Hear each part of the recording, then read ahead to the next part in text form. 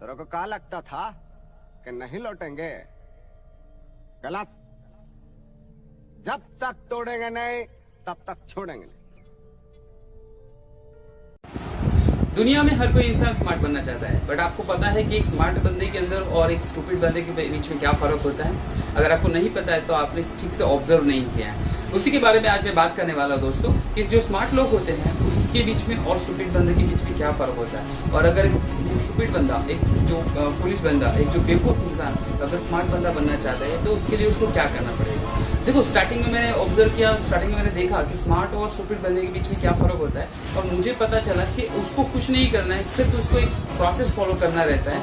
जिस तरह से आप किसी बैंक में जाते हो तो उसमें क्या होता है, पहले आप पैसे देते हो, रिसिप्ट भरते हो, उसमें अकाउंट नंबर डालते हो, ये डालते हो, बैंक वाला जो अपने अंदर एंट्री करता है, वो एक पूरा प्रोसेस होता है। जिस तरह से आपके अकाउंट में पैसा जमा होता है, उसी तरह हर चीज के अंदर आउटपुट आने के लिए एक प्रोसेस रहता है। और वही प्रोसेस मैं आज आपसे डिस्कस करने वाला हूँ। दोस्तों, सबसे पहले मैं आपको बताता हूँ कि स्मार्ट कैसे बना जाता है। स्मार्ट कैसे बना जाता है कि उसके रिगार्डिंग मैंने 10 एक ऐसे पॉइंट मैंने जस्टिफाई किए, ऐसे मैंने शॉर्टलिस्ट किए जिसके रिगार्डिंग अगर आप उसको फॉलो करते हैं, अगर आप उसके ऊपर काम करते हो तो 110% आप स्मार्ट बन जाओगे। किस तरह से बनेंगे वो आपको डे टू डे में आपको बताता हूँ, किस तरह से आपको एग्जीक्यूट करना है। सबसे पहले आपको स्टॉप सीइंग स्टार्ट ऑब्जर्विंग। अभी देखो, स्टॉप सीइंग स्टार्ट ऑब्जर्विंग का मतलब क्या होता है? अभी मैं हिंदी में बताऊँ कि देखना बंद करो बट सीखना चालू करो। उस हिसाब से मैं आपको बता रहा हूँ। अब बता रहा हूँ किस तरह से। देखो, हम बाहर निकलते हैं, हम आसपास में घूमते हैं, हम मार्केट जाते हैं, हम दोस्तों के साथ घूमते फिरते हैं। तो दो तरह के लोग होते हैं, एक तो होते हैं जो देखते हैं और एक तो जो होते हैं तो देखने के बाद सीखते हैं। और उसी के बारे में मुझे बात करना है। अगर आप अपने अंदर का ऑब्जर्वेशन मोड, मतलब ऑब्जर्वेशन जो ऑब्जर्वेशन पावर है, और उसको आप बहुत ही स्ट्रांगली ऑब्जर्व करते हो तो आपको लर्निंग बहुत कुछ मिलेगी। अब देखो, लड़कों की कंपैरिजन में लड़कियों की ऑब्जर्वेशन पावर जो है वो ज्यादा होती है, क्योंकि वो facial expression, dressing sense, mood, बात करने का तरीका, चलने का तरीका, ये बहुत ही स्ट्रांगली ऑब्जर्व करते हैं। उसी तरह से जब आप कभी किसी कंपनी के अंदर इंटरव्यू में जाते हैं तो जो इंटरव्यू वाला जो है वो आपको ऑब्जर्व करता है, आपकी ड्रेसिंग सेंस, आपकी कम्युनिकेशन, आपकी बॉडी लैंग्वेज, आपका टोन ऑफ द टॉकिंग, उस हिसाब से वो अंदाजा लगाता है कि ये इंसान जो है वो उसके दिमाग में क्या चल रहा है। और that exactly happens with each and every activity, whatever wherever you are going. आप कहीं पे भी जाते हो तो अपना ऑब्जर्वेशन मोड जो है वो स्ट्रॉन्ग रहता है। क्यों? क्योंकि जितना भी आप ऑब्जर्व करोगे उतना आपको ज्यादा लर्न करने को मिलेगा। अब देखो, देखते तो सब है बट क्या सीखते सब है? नहीं सीखते। मैं आपको एक एग्जांपल से बता रहा हूँ। मैं और मेरा दोस्त जो है वो किसी मंदिर में जा रहे थे। मेरा दोस्त जो है पीछे बैठा था, मैं आगे बैठा था। बहुत ही स्पीड में बोल रहा हूँ क्योंकि मुझे और 9 पॉइंट जो है वो कवर करना है। अब हुआ ये कि एक आदमी जो है वो नीचे खड़ा होके, नीचे गिर के खड़ा हो रहा था। मेरे दोस्त ने एक झटके में बोल दिया कि ये लोग जो है वो शराब पीते हैं, ये लोग जो है बहुत ही बदतमीज लोग होते हैं, ये होता है वो होता है। बट मैंने मेरे दोस्त को बोला कि नहीं भाई, मुझे जो देखा वो गलत है। वो बंदा जो है वो हाथ जोड़ के, झुक के अपनी जो मन्नत है वो पूरी कर रहा है। तो और मेरे दोस्त ने ध्यान से देखा तो उसे पता चला कि हाँ, बात सही है। यही डिफरेंस होता है देखने में और ऑब्जर्व करने में। वो बंदा जो है वो गिर के नहीं खड़ा हो रहा था, वो अपनी मन्नत पूरी कर रहा था। तो यही डिफरेंस होता है कि आप देख रहे हैं या ऑब्जर्व कर रहे हैं, आप सिर्फ देख रहे हैं या सोच के ऑब्जर्व कर रहे हैं। दूसरा पॉइंट जो है वो है स्टॉप एंटरटेनमेंट, स्टार्ट इंफोटेनमेंट। अब देखो, दुनिया में दो तरह के लोग होते हैं। जो स्मार्ट लोग होते हैं ना, वो इंफोटेनमेंट करते हैं, ना कि एंटरटेनमेंट करते हैं। आजकल की जिस तरह से मूवीज आ रही है, जिस तरह का कंटेंट हमें दिखाई दे रहा है, उसमें मुझे नहीं समझ में आ रहा है कि नेटफ्लिक्स पे या किसी भी, नेटफ्लिक्स पे देख लो आप, डिज्नी पे देख लो आप, प्राइम पे देख लो, अमेजन प्राइम पे देख लो, किसी भी तरह का कंटेंट ऐसा नहीं है जो हमारे यूथ को मोटिवेट कर रहा है। अभी हाल ही में एक वेब सीरीज देखी, मैंने 2 वेब सीरीज ऐसी देखी जो काफी मोटिवेटिंग है, वो है दूसरे प्लेटफॉर्म पे।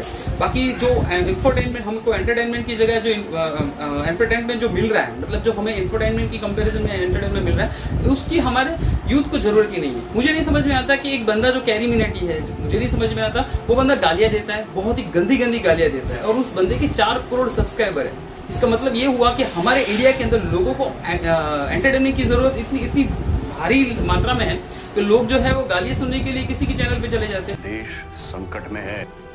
अरे कहना क्या चाहते हो? गजब बेइज्जती है। मैं उसके अगेंस्ट में नहीं हूँ, बट मुझे ऐसा है, मेरा एक मैसेज है कि अगर कैरी मिनाटी अगर इतना स्ट्रॉन्ग बंदा है, इतना वो बोल सकते हैं हम कि बहुत ही बोल सकते हैं, क्या बोलते हैं, रोस्टिंग करता है वो बंदा, बराबर। बट क्या वो गाली गलौज के बिना रोस्टिंग नहीं कर सकता? क्या वो ऐसे भद्दे कंटेंट या ऐसे जो वो बोल सकते हैं जो यूथ को कहीं ना कहीं इफेक्ट कर रहा है? अब जो वो गाली बोलता है, कोई 15-20 साल का बच्चा जब गाली बोलता है, उसको लगता है ये गाली बोलना बहुत कूल है, और कहीं ना कहीं वो मिसलीड होता है। देश संकट में है। समझ रहे हो?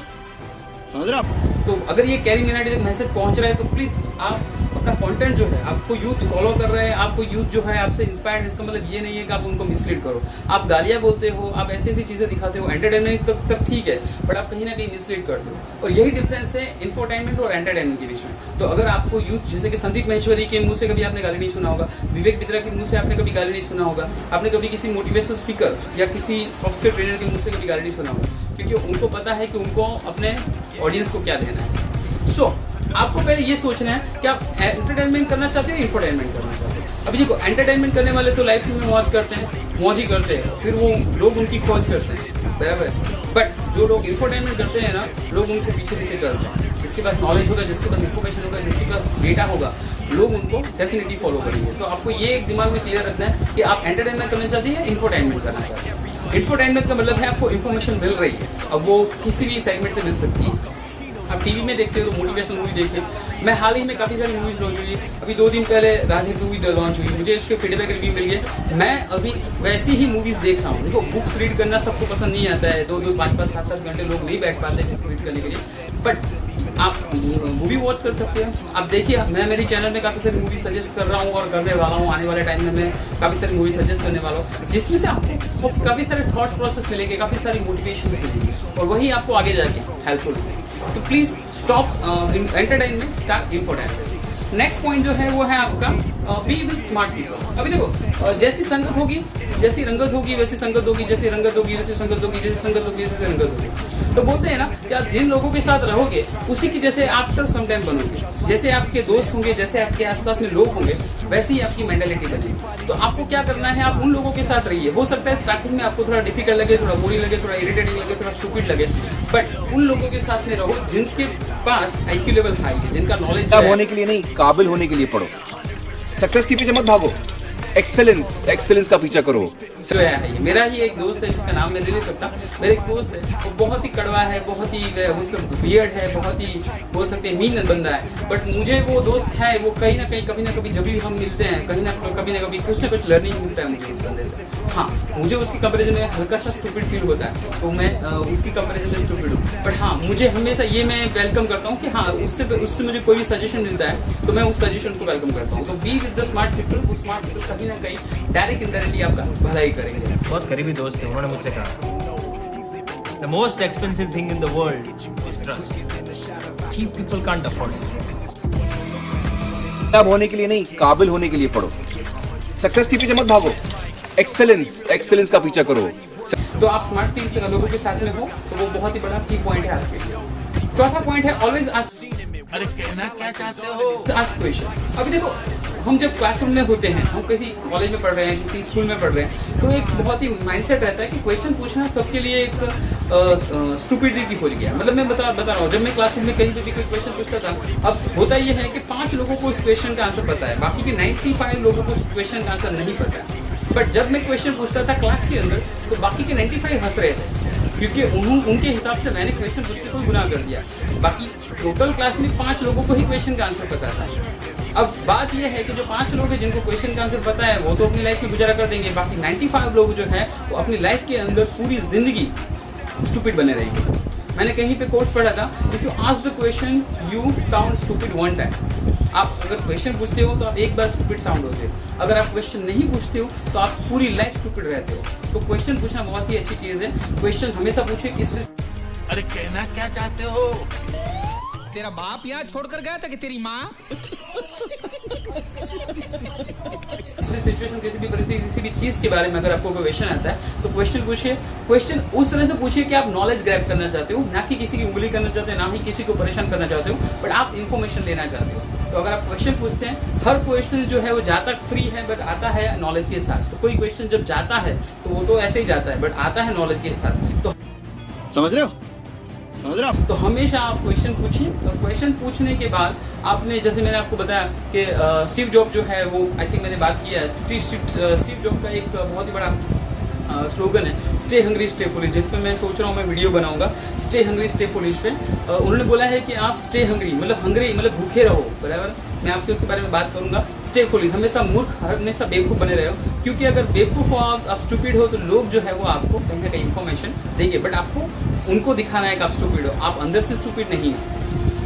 फिर टॉपिक है रीड बुक्स और वॉच मोटिवेशनल मूवीज। अभी देखो होता क्या है कि अगर सब लोग को बुक रीड्स करना अच्छा नहीं लगता है, जिसमें मुझे भी नहीं लगता है, but the situation is that कि अगर आपको मोटिवेशन लेना है तो आप कहाँ से लोगे, आपका सोर्स कौन सा है। जरूरी नहीं है कि एवरी डे आप मोटिवेटेड रहोगे। तो आजकल का यूथ मुझे जो लग रहा है उनको मूवीज देखना अच्छा लगता है, वेब सीरीज देखना अच्छा लगता है। तो आप अपना जो कंटेंट है, जो आप इन्फॉर्मेशन आप अपने दिमाग को देना चाहते हो, वो ऐसी इन्फॉर्मेशन दो जो कहीं ना कहीं आपको मोटिवेट करे, गाइड करे। हाल ही में जो अभी वेब सीरीज आई थी 2-4 महीने पहले, स्कैम 1992, उसमें काफी सारा मोटिवेशन भी है, काफी सारा थोड़ा नॉनसेंस, हल्का सा नॉनसेंस भी है। वेब सीरीज जो आई है हाल फिलहाल में, एस्पायरेंट वेब सीरीज बहुत अच्छी आई है जो यूपीएससी जॉब के लिए है। फिर टीवीएफ पिक्चर्स है, वो भी बहुत अच्छी वेब सीरीज है। कोटा फैक्ट्री है, ये भी बहुत अच्छी वेब सीरीज है। MS धोनी अनसोल्ड स्टोरी है, रंदे बसंती है, फिर शोशंक रिडम्पशन है, परसूट ऑफ हैप्पीनेस है, फिर स्टीव जॉब्स के ऊपर मूवी बनी हुई है, वॉरेन बफेट के ऊपर मूवी बनी है, फिर बिल गेट्स के ऊपर मूवीज बनी है, फिर अब्दुल कलाम की ऑटोबायोग्राफी जो है ऑडियो में है, ऑलरेडी यूट्यूब पे अवेलेबल है। ये सारी चीजें आपको मिल रही है ना फ्री में, लो ना इस चीजों को, समझो ना किस तरह से उन्होंने स्ट्रगल किया, किस तरह से वो लाइफ में आ गए। उसमें भी एंटरटेनमेंट है, इंफोटेनमेंट है, वो दोनों मिक्स है, समझ रहे हो आप बात को। तो उससे होगा कि आपको लाइफ में कहीं ना कहीं मोटिवेशन मिलेगा, आपको कहीं ना कहीं लाइफ के अंदर गाइडेंस मिलेगा। तो उससे होगा क्या, आप हमेशा एक एनर्जीफुल बंदा रहोगे, आप हमेशा एनर्जीफुल रहोगे, और उससे आपकी लाइफ के अंदर मोटिवेशन बना रहेगा। फिर बात आती है आगे, इग्नोर नेगेटिव पीपल। देखो हर बंदे के आसपास में कहीं ना कहीं नेगेटिव बंदे होते हैं। मुझे लग रहा है कि विराट कोहली जब पहली बार क्रिकेट खेलने गया होगा तो विराट कोहली को भी किसी ने बोला होगा कि भाई तू अपनी औकात में रहे, तेरी औकात नहीं है, तू इंडियन क्रिकेट टीम में खेल सकता है। मुझे लग रहा है MS धोनी को भी किसी ने बोला होगा कि भाई तू रहने दे, तेरे से नहीं, तेरी कैपेसिटी के बाहर है, तू इंडियन क्रिकेट टीम के अंदर नहीं हो सकता। मुझे लग रहा है सचिन तेंदुलकर को भी किसी ने बोला होगा कि भाई तेरी औकात नहीं है इंडियन क्रिकेट टीम में खेलने। मुझे लगता है लता मंगेशकर को भी किसी ने चैलेंज किया होगा कि तेरे से गाना गाना तेरे बस की बात नहीं है। जैसे अमिताभ बच्चन को सबको पता ही है, अमिताभ बच्चन को ऑल इंडिया रेडियो ने रिजेक्ट किया था, और उसको आज की तारीख में उनका वॉइस जो है वो वर्ल्ड का सबसे नॉन वॉइस बोला जाता है और सबसे कॉस्टली वॉइस बोला जाता है। मुझे लगता है हर किसी जो लेजेंडरी हमारे आसपास में कहीं ना कहीं कभी ना कभी उन लोगों को नेगेटिवली उनको अप्रोच किया गया है, नेगेटिवली उन लोगों को बोला गया, और वो नेगेटिव लोग उनके आसपास में जो रहने वाले लोग उन्होंने उनको कहीं ना कहीं डिमोटिवेट किया होगा। बट क्या उन्होंने उस पर फोकस किया? नहीं, उन्होंने उस चीज़ पे फोकस नहीं किया। क्यों फोकस नहीं किया? क्योंकि उनका लक्ष्य जो है कहीं और था, उनका फोकस जो है वो कहीं और था। अगर exactly my point two you, अगर आप अपनी लाइफ में आगे बढ़ना चाहते हो तो ये जो नेगेटिव लोग हैं जो आपको चैलेंज करते हैं, या फिर जो लोग आपको कहीं ना कहीं डिमोरलाइज करना चाहते हैं, उनसे दूर रहिए, उनको इग्नोर करिए। उनका ओपिनियन, उनका सजेशन, उनकी एडवाइस, उनकी जो एक्सपीरियंस है उसको अपनी लाइफ के अंदर लेने की जरूरत नहीं है। आप अपने लक्ष्य, आप अपना फोकस जो है वो क्लियर रखें। उसके बाद में बात आती है स्पीक लेस लिसन मोर। अभी देखो स्पीक लेस लिसन मोर जो है वो मैं भी काफी सारी प्रैक्टिस कर रहा हूँ, बट बाय डिफॉल्ट मेरी जो नेचर है वो इस तरह से है कि मैं हमेशा बात करते रहता हूँ, लोगों के साथ बात करता रहता हूँ। तो ये प्रैक्टिस मैं कर रहा हूँ, बट अभी I am trying my level best कि मैं 21 दिन तक ऐसी कोई प्रैक्टिस करूँ जिसके अंदर मुझे स्पीक लेस और लिसन मोर वाली जो हैबिट जो है वो पड़ जाए। बट अभी देखते हैं किस तरह से होता है, बट मैं आपको सजेस्ट करता हूँ किस तरह से। देखो होता क्या है, जो एक मैं बता रहा हूँ आपको, एक कोर्स के हिसाब से आपको बता रहा हूँ। अगर आप बोलते हैं तो आप वही रिपीट कर रहे हो जो ऑलरेडी आप जानते हो, बट अगर आप सुनते हो तो हो सकता है आप कुछ ऐसा जानो जो आपको पता नहीं है। आप ध्यान से सुनो, अगर आप बोल रहे हैं तो आप वही रिपीट कर रहे हो जो आपको ऑलरेडी पता है, बट अगर आप सुन रहे हो तो उसका फायदा ये होगा कि आप कहीं ना कहीं ऐसा कुछ सुनोगे जो आपको पता नहीं है, और उससे आपका डेफिनेटली फायदा होगा। पूछो कैसे? क्योंकि सामने वाला जो है वो अपनी इन्फॉर्मेशन आपको फ्री में दे रहा है, बट उसके लिए आप समझ रहे हो आपका लिसनिंग मोड जो है वो एक्टिवेट होना चाहिए। लिसनिंग की क्या एक्टिविटीज है, लिसनिंग का क्या इम्पैक्ट पड़ता है, मैं आपको बताऊंगा। वो इसके बारे में मैं वीडियो बनाने वाला हूँ। अभी हम वीडियोस जो है एवरीडे कुछ ना कुछ डालने वाले हैं, सो बी रेडी फॉर दैट कि एवरीडे हम कुछ ना कुछ शेयर करेंगे। अगर आपको ये वीडियोस जो है वो अच्छी लग रही है तो शेयर करना लोगों के साथ। अगर नहीं भी शेयर करते हो तो एटलीस्ट वॉच करिए, आप अपना फीडबैक दीजिए, आप अपना कॉमेंट्स दीजिए। ओके, फिर आता है थिंक बियॉन्ड इमेजिनेशन। अभी देखो एक बहुत ही अच्छा वीडियो था, मैंने देखा था, रतन टाटा के ऊपर एक बहुत ही बंदे ने वीडियो बनाया था, थिंक बियॉन्ड इमेजिनेशन। अभी किसी रिपोर्टर ने पूछा रतन टाटा को कि अगर आपको मर्सिडीज लेनी है या फिर आपको रॉल्स रॉय लेनी है तो आप रॉल्स रॉय किस तरह से लोगे, तो आपको रॉल्स रॉय लेने में कितना टाइम लगेगा। सो उनके साथ में दूसरे लोग भी थे, उन्होंने बोला कि मुझे दूसरे जो बिजनेसमैन थे वो भी थे, तो उन्होंने बोला कि मुझे 2 साल लगेगा, किसी ने बोला मुझे 3 साल लगेगा, किसी ने बोला 4 साल लगेगा। पर जब रतन टाटा को पूछा गया कि आप रॉल्स रॉय अगर लेना चाहते तो आपको कितना टाइम लगेगा, तो रतन टाटा ने ये बोला कि मुझे हो सकता है 10 साल लग जाए अगर मुझे रॉल्स रॉय परचेस करनी है तो। और उस चीज़ से रिपोर्टर जो है वो शॉक हो गया, क्योंकि रतन टाटा जो है वो बहुत बड़ी हस्ती है, बहुत ही पैसे वाले हैं, बहुत ही रेप्यूटेड और रिस्पेक्टेबल है, मैं बहुत ही पर्सनली उनकी रिस्पेक्ट करता हूँ।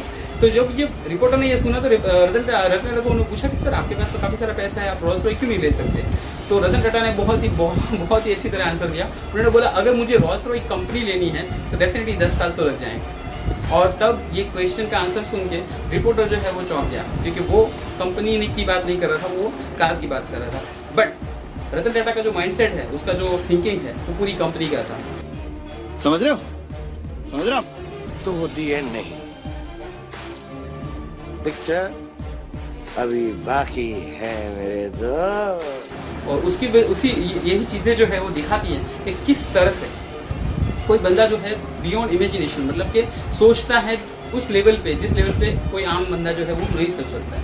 आपका थिंक प्रोसेस जो है, आपका थॉट प्रोसेस जो है वो उस लेवल पे लेके जाइए जहाँ पे कोई सोच ही नहीं सकता। मतलब कहाँ पे कुछ होता है, कुछ 5-5 रुपए में, 10-10 रुपए में लोग दिमाग को सड़े रहते हैं। कुछ लोग ऐसे तो लाखों की बातें सोच रहे होते हैं और वो आफ्टर सम टाइम अचीव भी करते हैं, राइट। तो होता ये है कि जिस तरह से आप सोचोगे उसी तरह से आफ्टर सम टाइम आप रीच आउट करोगे। फिर आता है डोंट फॉलो पीपल ब्लाइंडली। अब देखो कई बार क्या होता है कि आप जब लोगों को फॉलो करते हैं तो कई बार सही लोग होते हैं, कुछ लोग गलत भी होते हैं, तो आप पूरा ऑब्जर्वेशन मोड ऑन करके फिर लोगों को फॉलो कीजिए, ना कि ब्लाइंडली किसी को फॉलो करिए। क्योंकि कई बार ऐसा होता है कि कुछ लोग जो है वो आपका मिसयूज करते हैं, मिसलीड करते हैं, आपको मिसगाइड करते हैं। तो आप लोगों को ब्लाइंडली फॉलो करोगे तो क्योंकि आपने उसको ब्लाइंडली फॉलो किया है, तो आप अगर वो स्टूपिड है तो आप भी स्टूपिड हो, और वो अगर बेवकूफ है तो आप भी बेवकूफ हो। तो लोगों को ब्लाइंडली फॉलो मत कीजिए लाइफ में कभी भी, क्योंकि अगर लोगों को ब्लाइंडली फॉलो करोगे तो हो सकता है आप आज नहीं तो कल कहीं ना कहीं नुकसान में जाओगे। और फिर अपना लास्ट पॉइंट है be focused and be clear. अगर किसी चीज को दिल से चाहो तो पूरी कायनात उसे तुमसे मिलाने की कोशिश में लग जाती है। आप सब क्लियर। अभी देखो आपको लाइफ में क्या चाहिए वो आपका प्रॉब्लम है, बट क्या आपको पता है आपको लाइफ में क्या चाहिए? सबसे बड़ी तो प्रॉब्लम ये है आजकल के यूथ, उनको पता ही नहीं उनको क्या चाहिए। मेरे पास जब मैं काउंसलिंग करता हूँ तो लोग बोलते हैं सर हमको ये चाहिए, सर हमको वो चाहिए, फलाना चाहिए, ढिमका चाहिए, पर उनको एक्चुअली पता ही नहीं उनको क्या चाहिए। तो आप पहले फोकस होने चाहिए, क्योंकि आपको अगर पता है कि आपको ये चाहिए तो आपको वो चीज़ जो है वो अट्रैक्ट करेगी हमेशा अपने साइड। अगर वो चीज़ आपको अट्रैक्ट करेगी तो बीच के जो हर्डल्स आते हैं, प्रॉब्लम्स आती है, वो आप फोकस नहीं करोगे। जैसे मैं बता रहा हूँ आपको कि जब राम जी जो है उनको लंका जाना था, तो उनके लिए जो प्रॉब्लम्स थी कि किस तरह से जाना है, वो तरीका ढूंढना था। जाना तो है, वो तो फाइनल है, मतलब वहां पे पहुंच रहे हैं वो फाइनल है, राइट। उसमें कोई मिनमेक नहीं है। तो उन्होंने हनुमान जी को साथ में लिया, सुग्रीव को साथ में लिया, उसको साथ में लिया, इसको साथ में, वानर सेना साथ में ली, फिर उसको विभीषण को बोला कि भाई विभीषण तू भी मेरे साइड है। वो पूरा स्ट्रेटेजी में बहुत गलत है। बाकी उनका फिक्स था कि मुझे लंका तो जाना है, लंका में जाके उससे फाइट करनी है, मेरी बीवी को वापस लाना है। तो ये होता है क्या कि आपका फोकस एकदम क्लियर है, मुझे जाना है, अब किस तरह से जाना है उसका रास्ता बताओ, right. And that exactly say about the focus. कि आप अगर फोकस भी क्लियर हो, आप अगर अपने माइंड से क्लियर हो कि मुझे इस चीज के अंदर आगे लाइफ में बढ़ना है, तो आपको उस चीज तक पहुंचने के आपको रास्ते सोचने हैं कि मुझे किस तरह से वहां पे पहुंचना है। आई होप कि दोस्तों ये जो वीडियो है वो कहीं ना कहीं आपको हेल्पफुल हो, कहीं ना कहीं आपको गाइड करे, कहीं ना कहीं मोटिवेट करे, कहीं ना कहीं आपको उस चीज पे इंस्पायर करे जिस चीज को आप पाना चाहते हैं। अगर आपको ये वीडियो पसंद आई है तो प्लीज लाइक शेयर सब्सक्राइब कीजिए उन लोगों के साथ में जो लोग जो है अपनी लाइफ के अंदर कहीं ना कहीं कंफ्यूज है। आई होप कि आप इस वीडियो को लाइक शेयर सब्सक्राइब करेंगे और उन लोगों के साथ शेयर करेंगे जिस लोगों के लिटरली मोटिवेशंस की, गाइडेंस की, करियर की, और जो लोग अपनी लाइफ में स्मार्ट बनना चाहते हैं। थैंक यू भरम है भरम। देख कैसे भागने आता है।